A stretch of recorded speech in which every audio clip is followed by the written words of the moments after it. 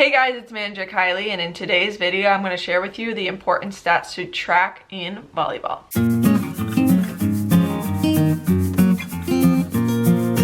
So today I'm going to go through some of the important stats to track in volleyball and why some people choose to track different stats. Now I will say for volleyball, people track very different stats. Some people focus on some basic stats, some people do more advanced stats, but it's definitely important to track at least some stats for your team and some stats for the both individual sets and the game. It just helps you to better understand what your team's doing.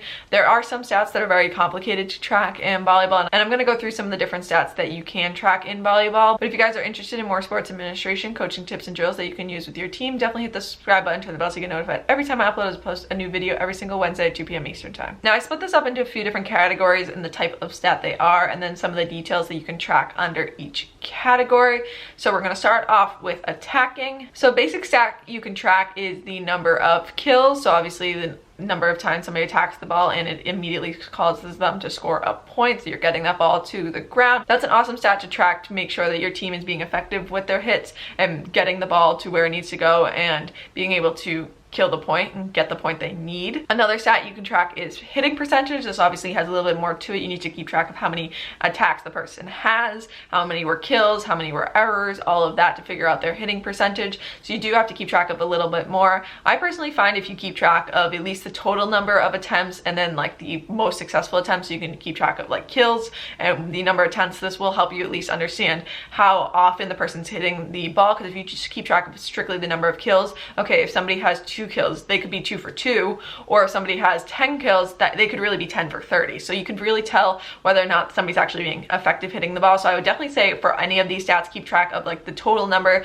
of times somebody contacts the ball and then the total number of like best attempts. So for attacking it is kills, and then for some of the other stats it might be assists, perfect passes, all of that, to keep track of how well and how effective they are. The next category is setting, and for this one you have a few different options. Strictly you could keep track of your number of assists, so this is the number of times that the ball is assisted up to a kill, to make sure that you have the pass right before the kill and getting the ball where it needs to be for the attackers. You could also keep track of like percentage of times you're actually contacting the ball, especially with your setter, when they're actually making full assists, when they're just getting the ball to their attackers and their attackers end up needing to free ball, or whether they need errors. So you keep track of specifically your setter's stats and how they're doing setting. The next category is serving, and there's a lot of things you can keep track of with serving. You can strictly keep track of the number of aces, so this is the number of times the ball goes over the net and you're able to score a point without even your team touching the ball. The serve is what scores the point. You can also keep track of serve percentage, so like I said before, you can keep track of the number of total serves, and then you can keep track of the number of aces to see how they do. You can also keep track of the number of times somebody on the other team hits it and then a second person hits it and that's when it gets shanked, or whether the first person that touches it shanks, whether it just hits the floor, or whether they just mess up the point on the third attempt. So you can see there's a bunch of different things that you can keep track of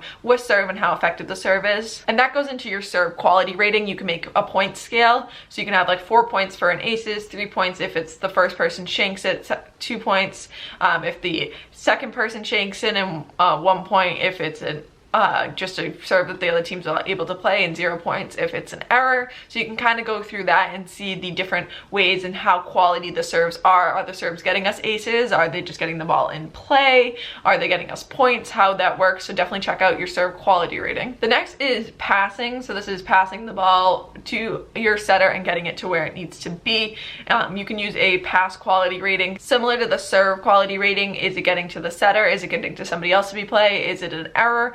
Where is the ball going, and are you getting it to where it needs to be so that you can continue the play? So are you getting it up to your setter so they can assist in an attack? Are you just getting it to somebody so that they're able to assist, or are you just shanking it out of the way? So it's definitely keeping track of how quality the passes somebody is making are. For defense, you can keep track of the number of digs. How often are you able to receive the attack from the other team? Are you able to get the ball where it needs to go? Do you shank it off when somebody attacks from the other team, or do you completely miss it? Like, how well are you able to play defense and get those digs? And then the last category is blocking. And for this, you can keep track of just strictly your number of blocks and how many times you're able to block the ball from coming over the net. You can also keep track of the number of touches and if they tip the ball, whether you tip it into the directions for somebody else to play, or if you get a finger on it, you can keep track of that, or strictly keep track of how many times you block the ball and finish off the point to score a point, or if you block it and see if somebody else on the other team at least is able to play it, you can keep track of that to see how well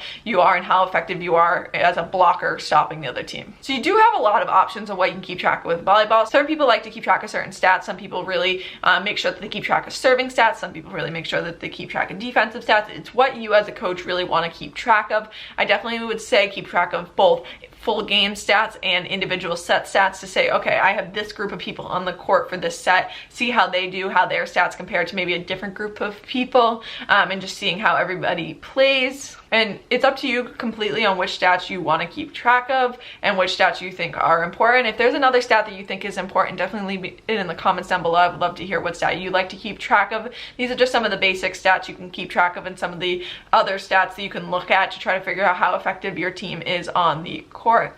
But if you guys enjoyed this video and would like to see this type of video for any other sports, definitely let me know that as well in the comments down below. And I hope you guys enjoyed, and I'll see you next Wednesday.